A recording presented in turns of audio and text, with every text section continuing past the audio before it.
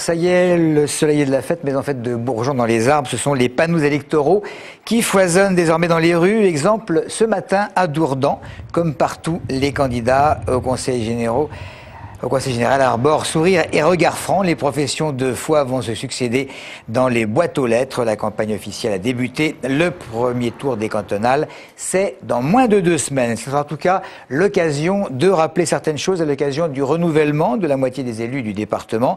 Christophe Garnier et Alexandre Machefeld. Sur 42 cantons, la moitié est renouvelable, soit 21. Actuellement, sur la totalité du département, 25 sièges sont à gauche et 17 sont à droite. La gauche a donc une majorité très confortable de 7 élus. Parmi les cantons renouvelables, 15 sont à gauche et 7 sont à droite. La gauche remet donc plus de cantons en jeu. En apparence, elle risque plus gros. Mais ces cantons sont tenus par des figures locales que les électeurs connaissent bien et qui sont très bien implantées.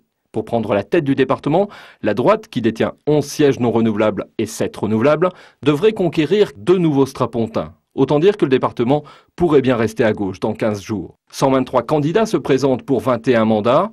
Les 2 tours auront lieu les 20 et 27 mars prochains.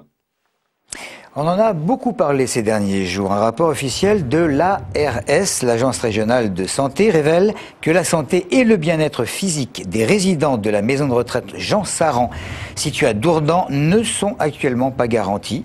Une fermeture administrative avec mise en place d'un administrateur provisoire pourrait avoir lieu, mais pour éviter cette situation, l'établissement vient de présenter son plan d'action justement à l'ARS.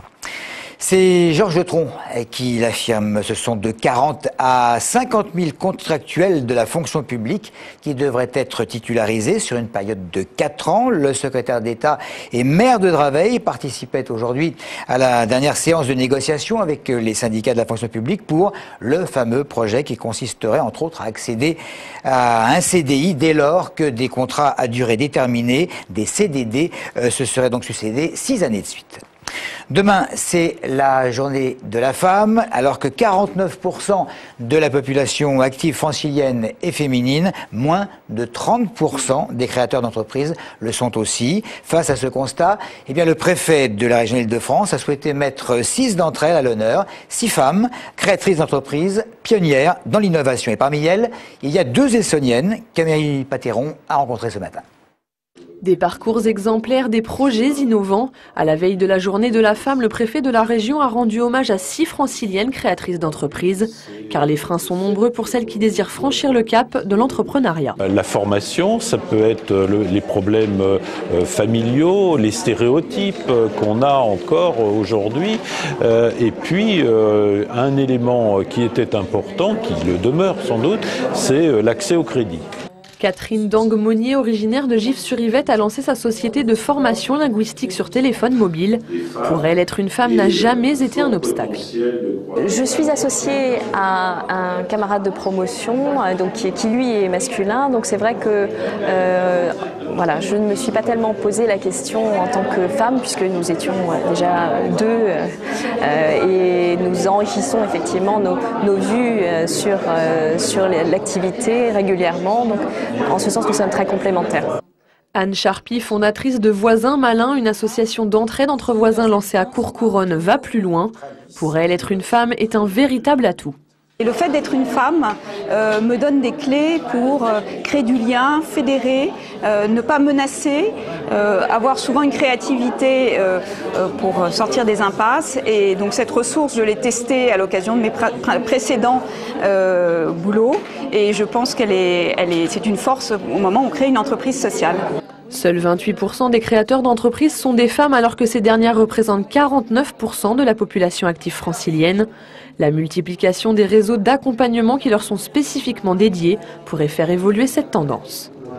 Les habitants des Ulysses satisfaits. La ville modifie son approvisionnement en chauffage. La municipalité fait appel au chauffage urbain qui produit de la chaleur à partir des ordures. Ça se fait à Massy et sur la facture, ça se sent puisque le prix du kilowattheure baisse de 25%. C'est le printemps des poètes. Dans de nombreuses villes ont fleuri un certain nombre d'initiatives. Certaines d'entre elles dureront jusqu'au 21 mars. À titre d'exemple, sachez, mais on aura l'occasion d'en reparler, que des poètes vont circuler jeudi prochain sur la ligne C du RER. Des poètes qui iront à la rencontre des voyageurs pour leur donner gratuitement des poésies. Les départs et arrivées à Savigny-sur-Orge seront concernés à suivre. En tout cas, une équipe de Téléson est allée à la rencontre de simples passants anonymes en leur demandant de lire ou de réciter quelques vers. Le dormeur du Val, parce que c'est un poème que j'ai appris à l'école. C'est un trou de verdure où chante une rivière. Accroche un fromage aux herbes des haillons. D'argent, ou le soleil de la montagne fière. Lui, c'est un petit Val qui mousse de rayons. Souvent pour s'amuser, les hommes de l'équipage prennent l'albatros, vaste oiseau des mers, indolent compagnon de voyage. Il a mis le sucre dans le café au lait. Avec la petite cuillère, il a tourné. Il a bu le café au lait et il a reposé la tasse sans me parler.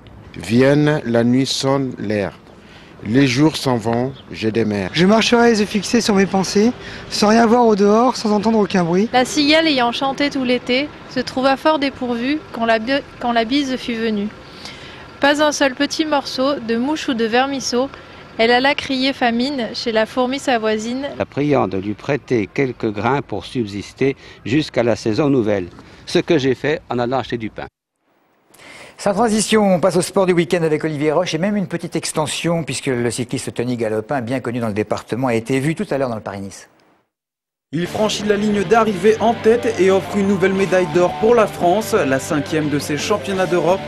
Johan Desinius, parvenu en finale du 400 mètres la veille sans pour autant accéder au podium, conclut le relais 4x400 de la plus belle des manières. 5 cm, c'est ce qui a privé Karl Teichert, le triple sauteur de l'ES Montgeron de la finale. Les Soniens échouent à la 9e place avec un saut à 16,62 m. En football, toujours pas de victoire pour Viry, mais un match nul samedi dernier face à Avranches.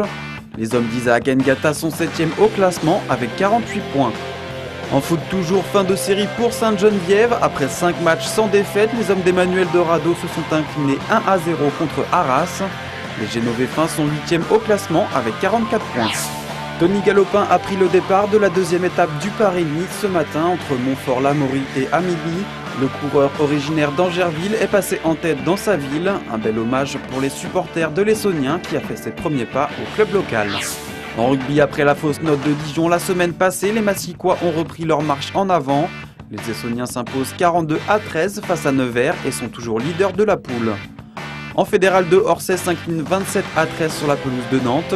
Et en Fédéral 3, défaite également de Viry face à Goussainville-Gonesse, 23-12.